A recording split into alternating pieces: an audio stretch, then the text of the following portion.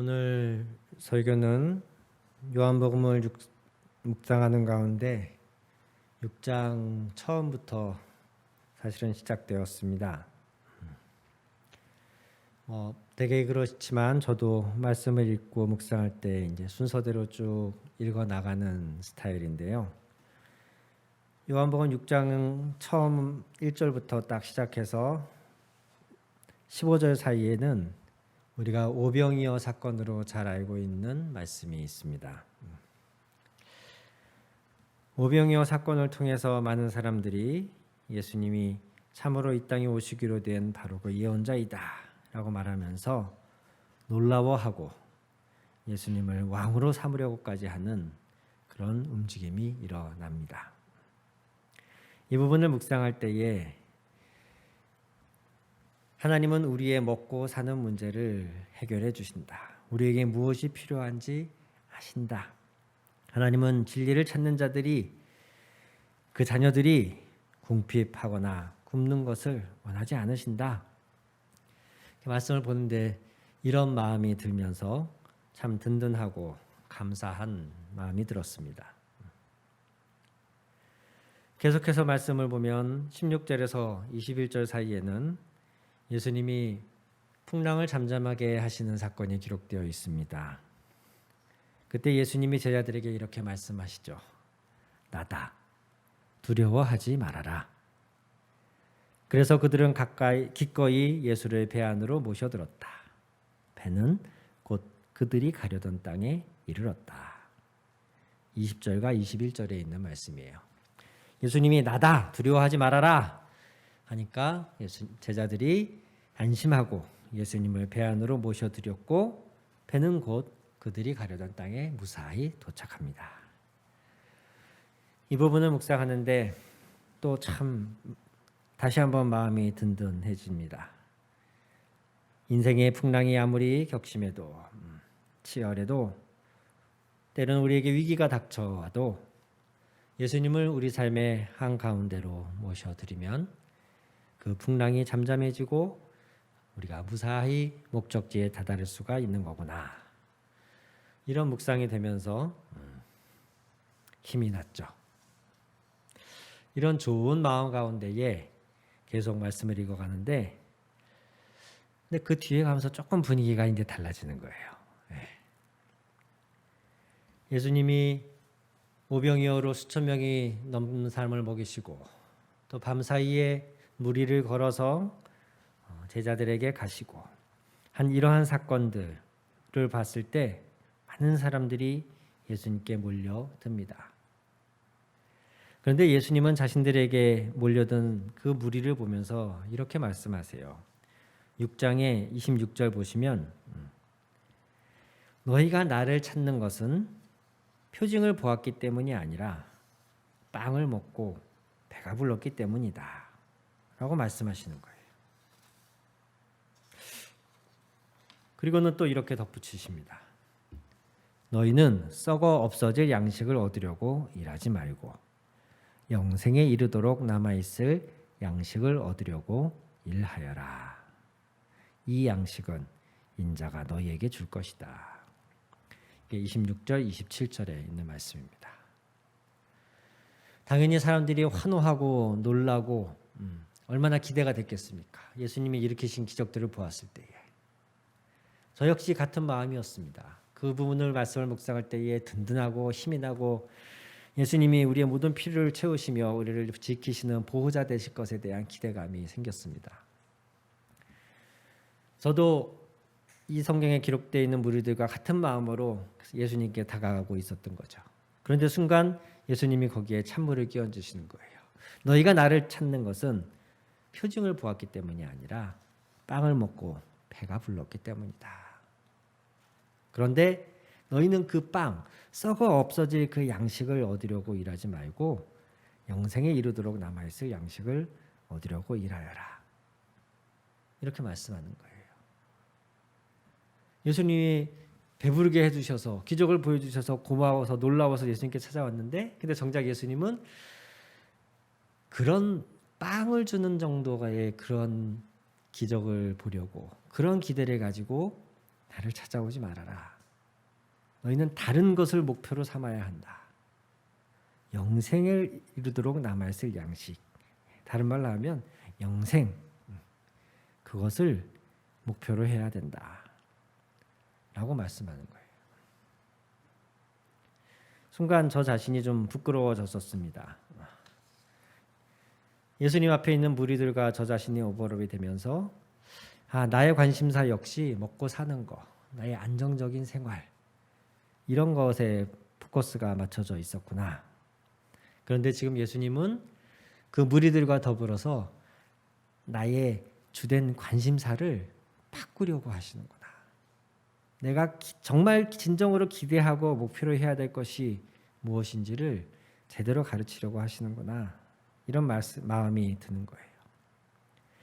그럼 예수님은 과연 그 무리들이 무엇을 바라보고 무엇을 기대하기를 원하셨을까? 이 무리들의 눈을 열어서 보여주고 싶으셨던 것이 무엇이었을까? 예수님은 계속 이어서 말씀을 하십니다. 이 말씀의 본문 중에 핵심은 바로 48절에 나오는데요.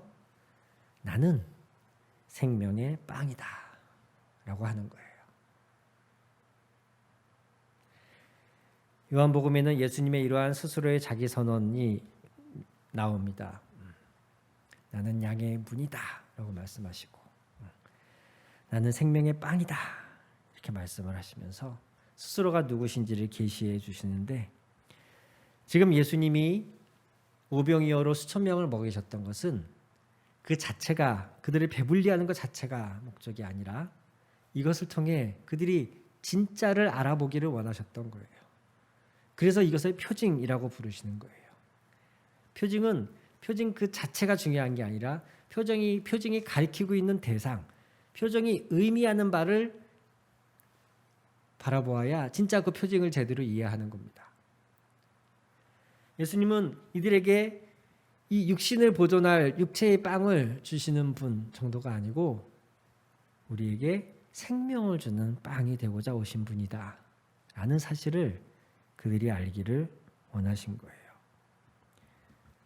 그래서 이후에 이어지는 요한복음은 계속 이런 말씀들이 기록되어 있습니다. 50절과 51절을 제가 읽어보면요. 하늘에서 내려오는 빵은 이러하니 누구든지 그것을 먹으면 죽지 않는다. 나는 하늘에서 내려온 살아있는 빵이다. 이 빵을 먹는 사람은 누구나 영원히 살 것이다. 내가 줄 빵은 나의 살이다. 그것은 세상에 생명을 준다. 또 53절과 54절은 이렇게 말합니다. 내가 진정으로 너희에게 말한다. 너희가 인자의 살을 먹지 아니하고 또 인자의 피를 마시지 아니하면 너희 속에는 생명이 없다. 내 살을 먹고 내 피를 마시는 사람은 영원한 생명을 가지고 있고 마지막 날에 내가 그를 살릴 것이다. 아멘.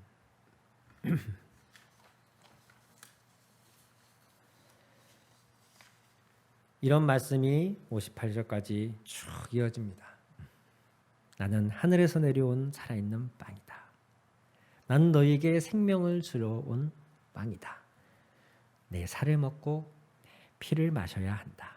곧 이것은 실제로 예수님의 살과 피를 먹으라는 이야기가 아니고 그분이 이제 당하실 십자가의 죽으심, 그 십자가의 죽으심을 나의 것으로 삼아야 한다 이 말씀입니다.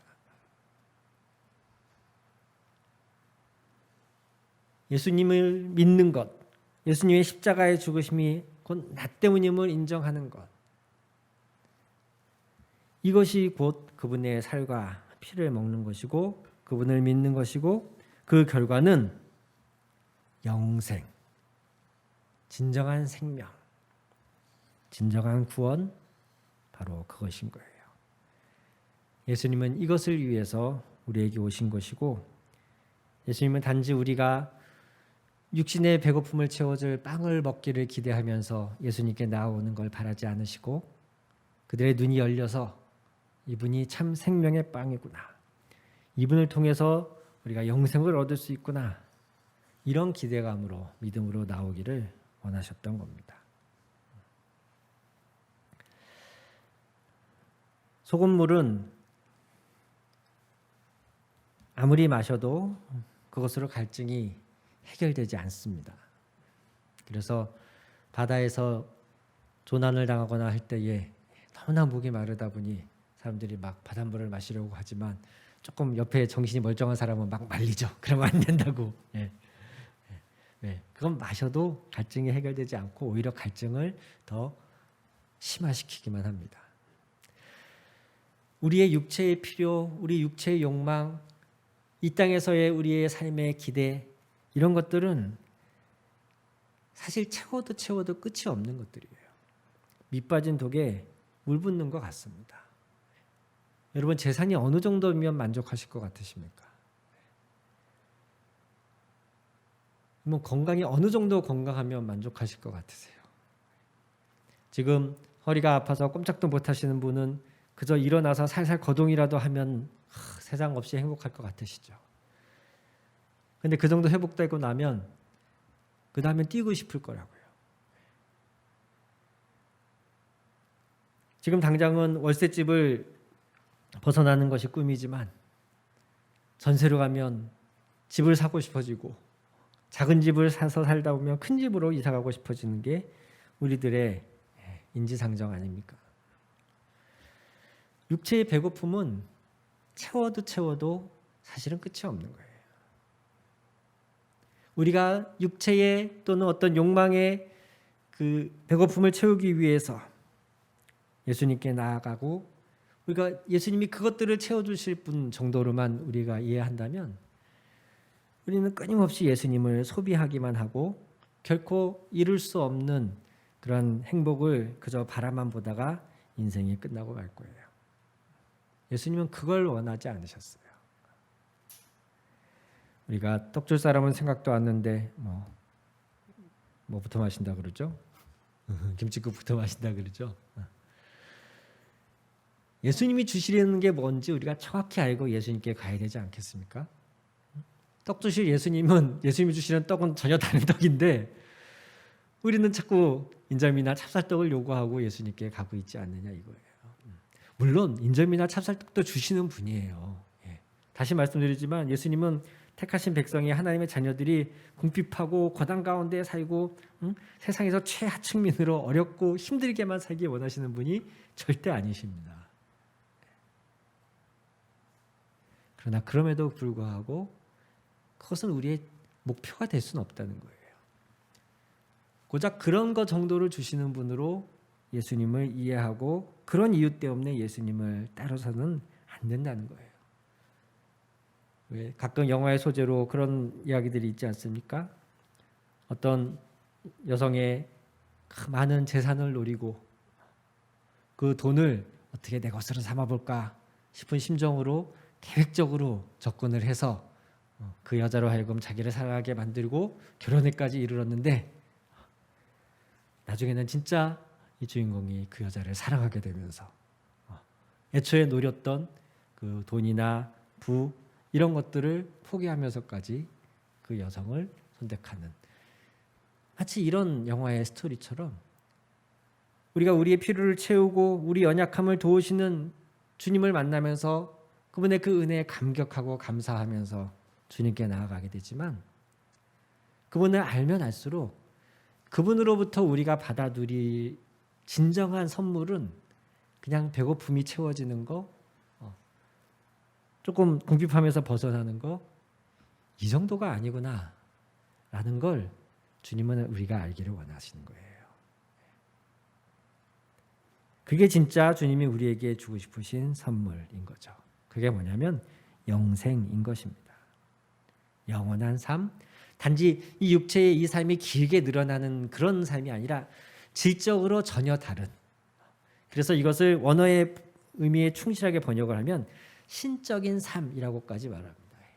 하나님과 하나 되어서 살아가는 신적인 삶, 육체의 이 땅의 욕망에 묶여서 사는 삶이 아니라 신과 하나 되어 하나님과 하나 되어 살아가는 전혀 질적으로 다른 삶.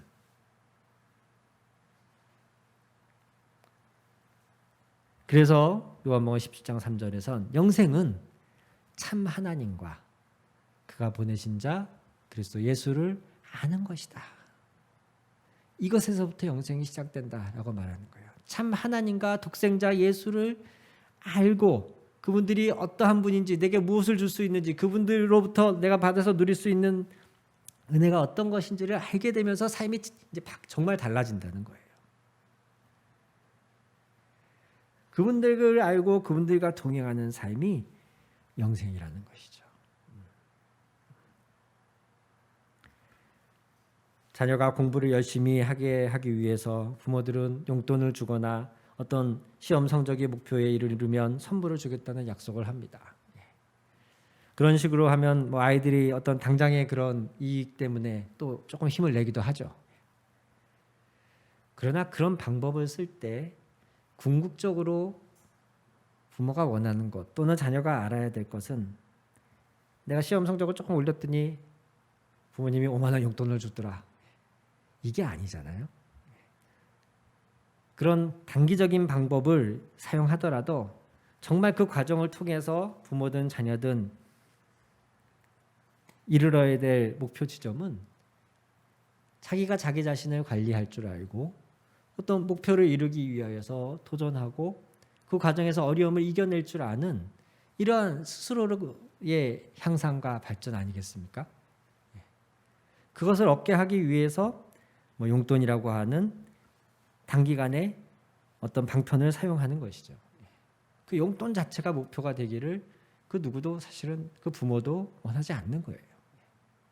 공부 자체의 재미를 느끼고 그것을 통해 얻을 수 있는 자기 성취감을 맛보기를 원하는 것이지, 마찬가지입니다.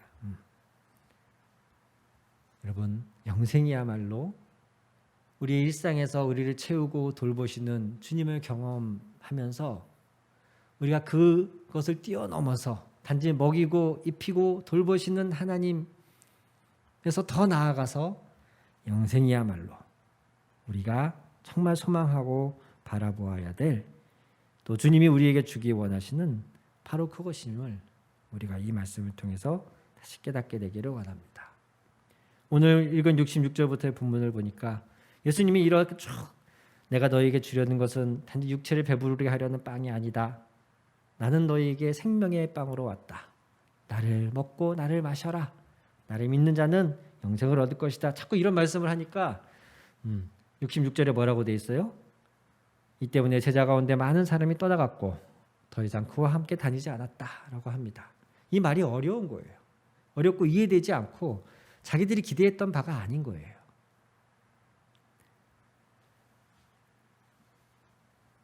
그러자 예수님이 12제자에게 물으셨습니다. 너희까지도 떠나가려 하느냐? 그때 베드로가 대답하죠. 아닙니다, 주님. 우리가 누구에게 가겠습니까? 선생님께는, 즉 주님께는 영생의 말씀이 있습니다. 베드로가 제대로 본 거죠. 주님은 우리의 배고픔을 끊임없이 해결해 주실 분입니다 라고 말하는 게 아니에요. 주님께 무엇이 있는지, 주님이 우리에게 주기 원하시는 게 무엇인지를 베드로는 정확히 보고 있는 거예요. 주님께는 영생의 말씀이 있습니다. 세상에 성공의 노하우가 있습니다, 이렇게 말하지 않잖아요. 주님께는 장차 이 나라를 다시 다윗의 그 나라로 만드실 것 같은 잠재력이 있으십니다. 그래서 내가 주님의 좌청령 우베코가 되기 위해서 따르는 겁니다. 이게 아니잖아요. 주님께는 영생의 말씀이 있습니다. 나는 주님으로부터 곧 그 영생이 있는 것을 믿고 따릅니다. 이런 의미인 것이죠. 오늘 우리도 이 베드로처럼 고백하게 되기를 바랍니다. 힘들고 어려울 때 기도하면 마음의 평안을 얻습니다. 풀리지 않는 문제, 경제적인 어려움, 어떤 관계의 고통 때문에 주님께 호소하면 주님이 지혜를 주시고 피할 길을 주시고, 하나님은 정말 기적같이 어떤 도우심을 주시기도 합니다. 저도 그러한 주님 경험하면서 이 자리까지 왔고, 여러분들도 하나님의 그런 신실하신 사랑을 누리기를 정말 진심으로 축원합니다. 그러나 그것이 다가 아닌 것을 믿으십시오. 그것은 이 땅에서 사는 동안 잠깐 누리는 것에 불과합니다. 우리가 정말 바라보아야 할 것은 오히려 그 모든 것을 포기하고서라도 우리가 바라보아야 할 것은 주님이 우리에게 주시려는 영원한 생명입니다. 영원히 하나님과 하나 되어 사는 피조물이 누릴 수 있는 최고의 영광, 창조주와 하나 되어 살아갈 수 있는, 지금 이 땅에 여러 가지 한계를 갖고 이 모습으로 살아가는 것이 내 인생의 다가 아니라 그리스도 예수 안에, 그리스도가 내 안에 사는 그런 영원한 삶, 이것이 진짜 우리가 바라보아야 될 선물, 우리가 예수 그리스도를 믿는 목적인 것이죠. 고린도전서 15장에 말하듯이 죽은 사람이 다시 부활하는 것이 없고 이 땅에서의 삶이 끝이라면 우리야말로 가장 불쌍하고 어리석은 사람에 해당할 것이에요. 교회를 다니는 여러 가지 이유가 있으시겠지만 결국 이 선을 넘지 못하면 그냥 종교 생활인 겁니다. 그냥 좋은 사회의 하나의 커뮤니티 안에 동호회 활동하는 것과 다르지 않습니다. 예수님이 이 말씀을 하셨을 때 많은 사람들이 그 한계를 넘지 못하고 그냥 떠나간 것입니다. 오늘날 저와 여러분은 어떤 선택을 해야 할까요? 당장은 믿어지지 않고 당장은 좀 헷갈리고 긴가민가 그런 거 아닌가 할 수도 있습니다. 우찌무라 간저라고 하는 일본의 유명한 신학자도 그가 본격적으로 죽음 이후의 삶에 대해서 관심을 갖기 시작한 건 자기 딸이 죽은 이후라고 해요. 실제로 자신의 사랑하는 사람이 죽음을 맞이하기 전까지만 해도 여러 다양한 신학적 주제 중에 천국, 하나님의 나라, 죽음 이후의 삶에 대해서는 그다지 관심을 갖지 않았다는 거예요.